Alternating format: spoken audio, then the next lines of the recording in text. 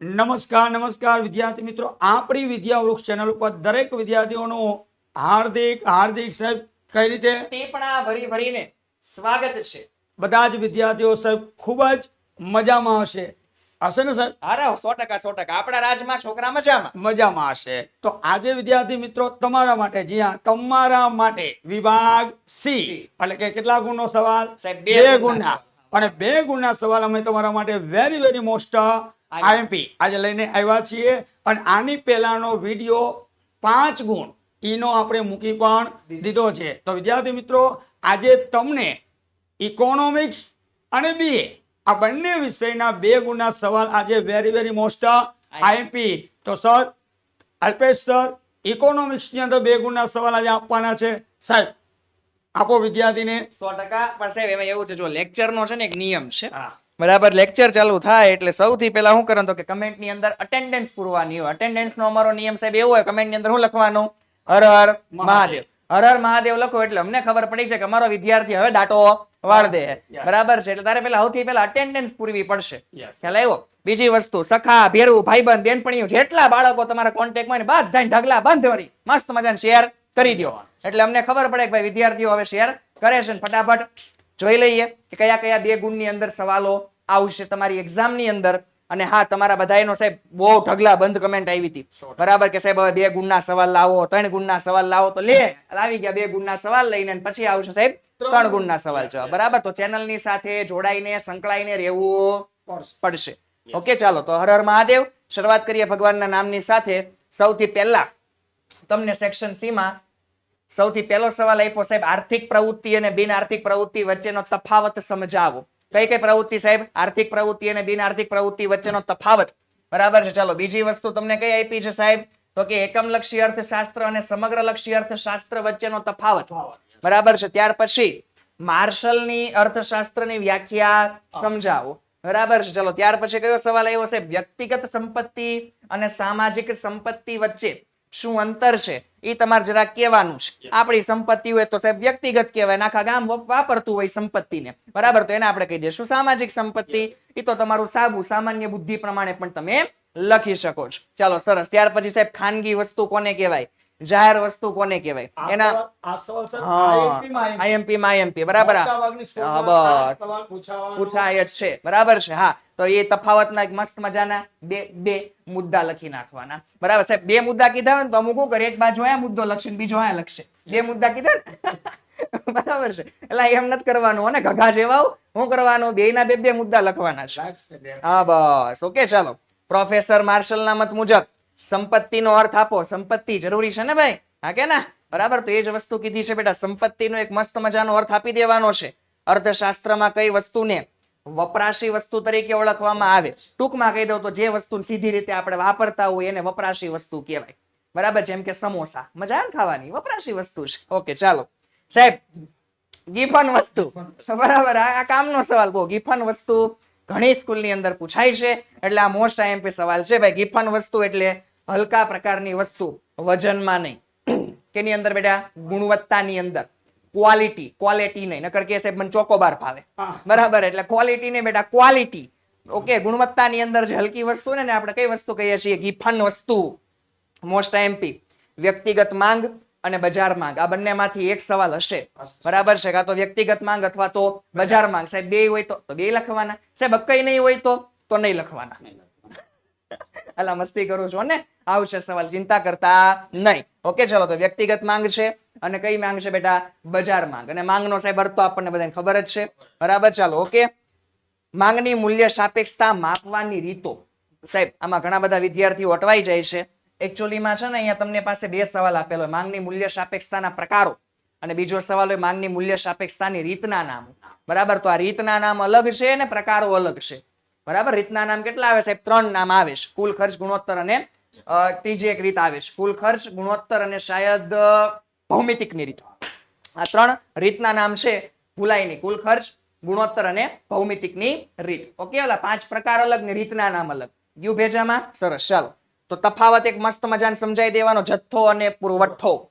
કે કોને કહેવાય જથ્થો ને કોને કહેવાય પુરવઠો, બરાબર છે? અમુકને ખબર જ નહીં હોય સાહેબ, આવું બધું ભણી ગયા તો કે હા, આજથી 5000 વર્ષો પહેલા જયારે મહાભારત ચાલુ થઈ એની પહેલા બેટા તમે અભ્યાસક્રમ ભણી ગયા હતા એટલે તમને આવડતું હોય નહીં. બરાબર છે? ઓકે, ચાલો તો એટલું બધું જૂનું નથી હો ને ભાઈ, આવડવું જોઈએ. આ જ વર્ષે ભણ્યા છીએ હજી. ચાલો તો જથ્થો અને પુરવઠા વચ્ચેનો તફાવત સાહેબ શા માટે પુરવઠો ઉત્પાદન કરતા વધારે હોઈ શકે, લેકિન કિંતુ પરંતુ જથ્થા કરતા વધારે હોઈ શકે નહીં? આ કારણ આપવાનું છે. ક્લિયર, સરસ. વ્યક્તિગત પુરવઠો, બજાર પુરવઠો as it is same to same. જે વ્યક્તિગત માંગ અને બજાર માંગ જે હતું એની જેમ જ વ્યક્તિગત પુરવઠો અને બજાર પુરવઠો. ઓકે, ચાલો. કામનો અગત્યનો ખૂબ જ અગત્યનો સવાલ. આ જોશો જ લાંબા ગાળે બધા જ ખર્ચા અસ્થિર બની જાય છે. સાહેબ આ સવાલ અગત્યનો ખૂબ જ છે. બરાબર, એટલે આ તો આવડવો જોઈએ. લાંબા ગાળે બધા જ ખર્ચા કેવા બની જાય બેટા? અસ્થિર બની જાય છે. કુલ ખર્ચ અને કુલ આવક વચ્ચે ભાઈ એક અર્થ આપવાનો છે, અને ત્યાર પછી સમયનો ટૂંકો ગાળો એટલે શું? આ સવાલો ટોટલ કેટલા છે સાહેબ? તો કે એપ્રોક્સિમેટલી 17 જેટલા સવાલ છે, અને 2 ગુણ માટે તારે એટલીસ્ટ આટલું તો વાંચવાનું જ છે. હવે માની લે, પહેલા સાંભળી લે છે. ઉદાહરણ તરીકે તે આ સવાલ વાંચ્યો, જથ્થો અને પુરવઠો અને તફાવત આપો. સાહેબ ઘણી વખત એવું થાય બાળકોની એક્ઝામની અંદર, અહીંયા આપણે સાહેબ 2 માર્કમાં સવાલ આપ્યો, બાળકોને 2 માર્કમાં ન હોય, પણ એમાં એક MCQ આમાંથી આવ્યો ને એક માર્કનો સવાલ આવ્યો હોય, તો બેટા કામ લાગ્યું કહેવાય. હા કે ના સાહેબ? બરાબર, એટલે તારે એટલું તો વાંચીને જાવું જ પડે. ઓકે, બરાબર. તો આ ટોટલ 17 સવાલ છે જે અર્થશાસ્ત્ર વિષયમાં કડકડાટ મોઢે હોવા જોઈએ. બરાબર છે? ચલો સાહેબ, હવે આ શસ્ત્ર તમે સંભાળો અને હવે તમે તારે BA માં ભૂકા બોલાવો. બરાબર છે? ચાલો ત્યાં લગીન ભાઈ નીચે મસ્ત મજાનું એક સબસ્ક્રાઇબ અને લાઈક નું બટન દેખાતું હશે. સૌથી પહેલા એ કરી દેવો આપણા the king of BA Sanjay sir. બરાબર છે? ચાલો જો સાહેબ.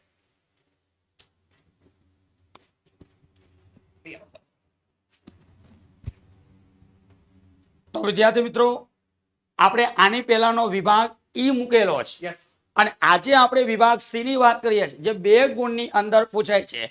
જો સરે તમને કીધું હોય તો તમે એટલી તો ખબર હોવી જોઈએ. ટોટલ બેટા છે ને, આપણે વિભાગ સી ની અંદર કેટલા પ્રશ્નો આપવામાં આવે સાહેબ? એક જ મિનિટ. ટોટલ આપણે પ્રશ્નો 8 આપવામાં આવે. 8 પ્રશ્નોમાંથી કોઈ પણ 5 લખવાના, કેમ કે આ ઘણું ધ્યાન રાખવું જરૂરી છે સાહેબ. કેટલા? 8 માંથી તમને સૂચના આપશે બેટા કોઈ પણ. કેટલા લખવાના? 5. હવે આ 5 સવાલ તને જે બેટા આવડતા હોય ને એ જ લખવાના છે. તને એમ લાગે સર મને પરફેક્ટ આવડે છે, મારો 0.5 ન જાય, 1 ન જાય, એ સવાલ લખવાનો છે. અને 2 માર્ક્સમાં છે ને સાહેબ, ઓછામાં ઓછા કેટલા મુદ્દા? 4, વધુમાં વધુ 5. એનાથી વિશેષ લાઈન લખાતી નથી. એટલે કમ્પલસરી 2 માર્ક્સમાં બેટા એટલું ધ્યાન રાખ. પહેલો સવાલ અહીં આવી રહ્યો છે વિદ્યાર્થી મિત્રો, ધંધાને આર્થિક પ્રવૃત્તિ કેવી રીતે કહી શકાય? તો તમે ધંધાની લાક્ષણિકતા ભણો ને બેટા, એની અંદર જ આ સવાલ આવી જાય. કયો? તો કે સર ધંધાને આર્થિક પ્રવૃત્તિ કઈ રીતે કહી શકાય? પ્રસ્તાવના જોવાની પણ ડાયરેક્ટ ખબર પડી જાય. ચાલો, રોજગાર, જેમ કે પહેલા ચેપ્ટરમાં તમને ખબર છે આર્થિક પ્રવૃત્તિના પ્રકાર કેટલા? 3. ધંધો, વ્યવસાય અને રોજગાર. અને અહીંયા તો બેટા રોજગારની કેટલી લાક્ષણિકતા પૂછી? 2. 2 લાક્ષણિકતા ને કેટલા ગુણ? 2 આવી જાય. ચાલો બેટા, ધંધાની કઈ જવાબદારી સાહેબ? સામાજિક જવાબદારી. જો ધંધાના હેતુ છે 5, એ 5 હેતુમાંથી પહેલો હેતુ સર કયો? ધંધાની સામાજિક જવાબદારી. એ સવાલ તારે લખવાનો, બીજું કાંઈ લખવાનું નથી. કેમ કે સામાજિક જવાબદારી કોઈ પણ વ્યક્તિ ધંધો કરે એને સારી રીતે નિભાવી શકાય. કેમ કે નિભાવે નહીં તો ધંધો ન થાય. તો ધંધો કરવો હોય તો વિદ્યાર્થી મિત્રો કઈ જવાબદારી? સામાજિક જવાબદારી. સર એવું કહેવાય છે કે ધંધો છે તો સમાજ છે, અને સમાજ છે તો ધંધો છે. આ સ્લોગન ઘણા બધા વિદ્યાર્થીને આવડે છે, અને ઘણા કોમેન્ટમાં લખશે કે સાહેબ ધંધો છે તો સમાજ છે, અને સમાજ છે તો ધંધો છે. કેમ કે સમાજ વગર ધંધાનું અસ્તિત્વ શક્ય નથી. તો સર અહીંયા સરસ એક સવાલ આવ્યો છે બેટા, જાહેર ભવિષ્ય નિધિ. સર આને અંગ્રેજીમાં જો બેટા PPF, પબ્લિક પ્રોવિડન્ટ ફંડ. આ એક પ્રકારનું સર ખાતું છે. આ ખાતું અત્યારના સમયમાં તો નથી ચાલતું, કેમ કે સમય, સંજોગ અને અત્યારની ટેકનોલોજી એટલી સુવિધા આવી ગઈ ને કે સર આમાં જેટલો બેનિફિટ છે ને એ વિદ્યાર્થીને વધારે ખબર છે કે આમાં સર તમને ટેક્સમાંથી ઘણી બધી રાહત મળે. એ કેટલા માર્ક્સમાં બેટા 2. ચાલો પાઇપ લાઈન. સર આ પાઇપલાઇન જો ન હોત ને તો સાહેબ એક એ વિચાર થાય કે આ પેટ્રોલ, આ ડીઝલ, ઘાસલેટ ને સોરી કેરોસીન, ત્યાર પછી વાત કરીએ સર આ પાણી, આ નકામો કચરો, આ જાત ક્યાં? હલો દોસ્તો, આ બધું જાય ક્યાં? એટલે પાઇપલાઇન તને આપવામાં આવી છે, તું શીખી લેજે બેટા. વાહન વ્યવહારનો પ્રકાર કયો છે? પાઇપલાઇન. કેટલા ગુણમાં? 2. ચાલો હવે બેટા તને વીમાના સિદ્ધાંતોના શું પૂછ્યા? નામ. યાદી એટલે નામ હો. હા, ઘણા પાછા યાદી ગોતે. સાહેબ યાદી એટલે શું? એને શું કહેવાય? નામ. ખાલી નામ લખવાના. કેટલા આવે સાહેબ? 4 નામ લખી જ નાખવાના. સંપૂર્ણ ભણોસો, નુકસાન વળતર, વીમા યોગ્ય હિત અને હક બદલો. કેટલા? 4 નામ લખી નાખે એટલે 2 માર્ક્સ આવી ગયા. સર સામાન્ય વીમાના પ્રકાર. કયા વીમાના પ્રકાર પૂછ્યા સાહેબ? સામાન્ય વીમાના પ્રકાર. હવે સામાન્ય વીમાના મુખ્ય પ્રકાર કેટલા બેટા ખબર? 3. એ 3 પ્રકારના ખાલી માત્ર ને માત્ર શું લખવાના છે? ના, બીજું કાંઈ લખવાનું નથી. ખાલી વીમાના પ્રકાર પૂછે તો 2, સામાન્યના પૂછે તો 3. ચાલો સાહેબ હવે સવાલ જે આવે છે વેરી વેરી મોસ્ટ આઈપી, કા કેશ ક્રેડિટ અને કા ઓવરડ્રાફ્ટ. 2 માંથી એક સવાલ 100% આવશે ને આવશે. ઓવરડ્રાફ્ટ અને કેશ ક્રેડિટ. ચાલો ત્યાર પછી બેટા કયો છે? કયો? Travels check. હા, ટ્રાવેલર્સ ચેક. પ્રવાસમાં હમણાં સર દિવાળી આવે એટલે ઘણા બધા વિદ્યાર્થીઓ પ્રવાસ દરમિયાન પ્રદેશમાં ફરવા જશે. તમે જવાના સાહેબ? 100% જો સાહેબે જવાના જ. એટલે બધા તમે રોકડ નાણાં ખોવાય ન જાય એ ચિંતાથી બચવા માટે કયો ચેક? Travels check કઢાવતા. હવે તો સાહેબ ઓલું શું આવી ગયેલું? પ્લાસ્ટિકનું card, ATM card. Very good sir, ATM card. અને આ એટીએમ કાર્ડ આવવાથી હવે લોકો ટ્રાવેલર્સ ચેકનો બેટા ઉપયોગ કરતા એવી મગજમારી સાહેબ કરાય નહીં. ચાલો કઈ બેન્કિંગ બેટા? ઈ બેન્કિંગ એટલે ઇલેક્ટ્રોનિક બેન્કિંગ. આ બધા વ્યવહારો ઓનલાઈન અત્યારે થાય છે. એ કેવા થાય છે તો કે ઈ બેન્કિંગ. એના શું આપવાના સાહેબ? બિન નાણાકીય વ્યવહારના ઉદાહરણ. કેટલા આપવાના? 2. ચાલો ઇન્ટરનેટ. આ તો છોકરાને સાહેબ આવડતું જ હોય. કેમ કે આખો દિવસ લગભગ ટોટલ કલાક 8-9 કલાકમાંથી આપણે જોઈએ ને તો 4-5 કલાક તો આમાં વહી જાય છે. ઇન્ટરનેટ તમને એ તો ખબર જ હોય. ચાલો ત્યાર પછી આવ્યું ઈ કોમર્સ. સાહેબ અત્યારના સમયમાં ઈ કોમર્સનું પ્રમાણ વધી ગયું. ઓનલાઈન ખરીદ અને વેચાણ, આ વેપાર વધારે થાય છે. ઓલા જો ને એમેઝોન, ફ્લિપકાર્ટ આ બધા આવે. હા, વેરી ગુડ સર. આ બધા શું કહેવાય? E commerce. એની વ્યાખ્યા અને 2 માર્ક્સ. સાહેબ આઉટસોર્સિંગ મોસ્ટ ટાઈમ એ સવાલ છે. આઉટસોર્સિંગ સર આને પાછું છે ને આ તો અંગ્રેજી નામ આપ્યું છે. આનું ગુજરાતી નામ શું કહેવાય સાહેબ ખબર? બહિર્સ્ત્રોત. વેરી ગુડ સાહેબ, બહિર્સ્ત્રોત. કેમ કે સાહેબ અમેરિકાની કંપની હોય ને એ ભારતની કંપનીની અંદર કાંઈ કામ કરાવે તો એને કહેવાય આઉટસોર્સિંગ. સર હું તમને સમજાવું. અત્યારે આપણા ભારતની અંદર ઘણા બધા કોલ શું ચાલે? સેન્ટર. તો સર અમેરિકામાં કોલ સેન્ટર હોય કે ન હોય? તો હવે વિચાર કરો સાહેબ, કર્મચારી અહીંયા પણ કોલ સેન્ટરમાં કામ કરે અને ભારતમાં કામ કરે તો ભારતના કર્મચારીને દર મહિને સર તમારા મતે મહિને કેટલો પગાર આપશે? અમેરિકાની કંપની નહીં, આ ભારતની કંપની. હા, એપ્રોક્સિમેટલી 30-40 હજાર. આ 30-40 હજાર. અમેરિકાની કંપની સાહેબ 1 કલાક એ લોકો કામ કરાવે અને કેટલા ડોલર ચૂકવે? $4. કેટલા ડોલર? 4. સર અત્યારે ડોલરનો ભાવ તો આઈ થિંક તમારો 86-87. હાલો તો 87 રૂપિયા ગણો. એટલે વિચાર કરો સાહેબ, 87 ગુણ્યા 4. કેટલી કલાક? 8 કલાક કામ તો કરતા જ હોય. તો 8 ગુણ્યા 87 સાહેબ કેટલો થાય આંકડો? કેટલો થાય સાહેબ? સ્ટેટના સાહેબ. હા, સ્ટેટના સાહેબમાં કેમ કે સ્ટેટ એકાઉન્ટની અંદર ગણતરી વધારે. આપણો તો વિષય કયો બેટા? થિયરિકલ. હા, તો 87 ગુણ્યા 8 સાહેબ શું થાય? 700 રૂપિયા આવ્યું. 700 એટલે ટોટલ 696 રૂપિયા થાય. વિચાર કરો સાહેબ, કેટલા? 696. તો તમે વિચાર કરો, આ ખાલી આપણે કેટલા સાહેબ? $1 એવા $4. આ 696 એવા $4 આપણે ગણવાના. 2800 રાઉન્ડ ફિગર. જો 2800. વિચાર કરો કેટલા? 2800. 2800. હવે સર મહિનાના કેટલા થાય ખબર ને? હવે એક મહિનાની તમે ગણતરી કરો. એક મહિનામાં અહીંયા કેટલા સાહેબ તમે પગાર કીધો તો ભારતના? 30-40 બાજુ. 30-40 હજાર. 84. વિચાર કરો સાહેબ, 84,000 એ બેટા છે ને અમેરિકાના કર્મચારી ચૂકવે. સર તમે આ મને સમજાયું? આઉટ સોર્સિંગ આવા જ વિડિયા અમારી ચેનલ ઉપર મૂકવામાં આવે છે.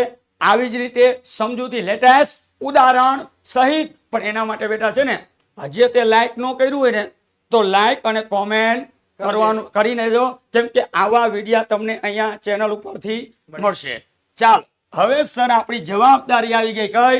અમર્યાદિત. અમર્યાદિત જવાબદારી. સર 80% સ્કૂલ એવી કે આ સવાલ હોય ને હોય જ. કેમ કે ધંધાના માલિકની જવાબદારી કેવી હોય? અમર્યાદિત. અમર્યાદિત. કેમ કે ધંધાનું સંચાલન અને વહીવટ કોણ કરે? ધંધાનો માલિક.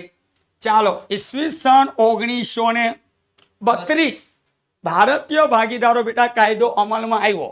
એ કાયદો ક્યારે અમલમાં આવ્યો? 1932. સરસ એક વ્યાખ્યા આપવાની છે. કોની? ભાગીદારી.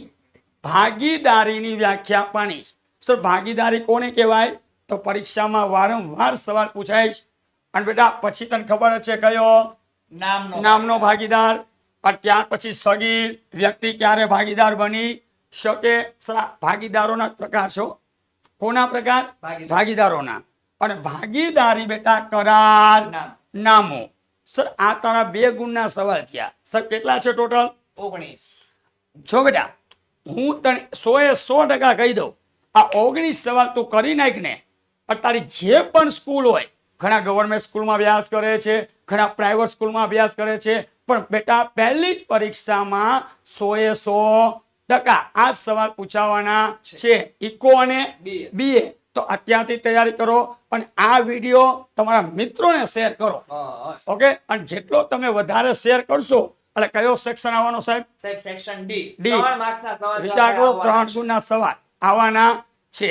તો સાહેબ લ્યો હવે તમે થોડુંક બાળકોને સાહેબ સરસ મજાનું સૂચન આપશે. જો બાળકો અહીંયા છે ને મહેનત અમે બહુ કરીએ છીએ. લેટ્સ એક્ઝામ્પલ બેઝિક મેથ્સ જોઈએ. 1000 સાહેબ ગુણ્યા 0 કેટલો જવાબ આવશે? 0. 1 લાખ ગુણ્યા 0 કેટલો જવાબ આવશે? 0. એટલે 1 કરોડ ગુણ્યા 0 જવાબ કરો ને તો પણ જવાબ શું આવશે સાહેબ? 0. એનો અર્થ એવો છે કે જો અમારી તરફથી કરોડ જેટલા પણ પ્રયાસ થતા હોય પણ તારી તરફથી જો કોઈ પ્રયાસ નથી એટલે કે શૂન્ય પ્રયાસ છે તો પરિણામ સાહેબ બધાને ખબર છે શૂન્ય જ આવશે. હા કે ના? એટલે પરિણામ સાહેબ જો મેળવવું હોય ને તો અમારી તરફથી પણ અહીંયા પ્રયાસ થાય છે. થોડો પ્રયાસ તારી તરફથી પણ કર. 100% સાહેબ. ઓકે. એટલે જો ભાઈ અહીંયાથી તો પૂરેપૂરી મહેનત વિદ્યાવૃક્ષ એકેડમી તમારી સાથે જ છે. અત્યારે વિડીયો લાઈક કરી નાખજો, શેર કરી નાખજો, સબસ્ક્રાઇબ કરવાનું ભૂલતા નહીં. આ વારંવાર કેવું એટલે પડે છે કારણ કે હજુ તમારી ફાયદા માટે ઘણા બધા લેક્ચર આવવાના છે. ઓકે. ચલો તો સમય સમાપ્તિ કે સાહેબ ઘોષણા બરાબર છે. ઓકે. હવે મળીએ નેક્સ્ટ લેક્ચરની અંદર ફરીથી એક ખતરનાક સવાલોની સાથે. ત્યાં સુધી હર હર મહાદેવ.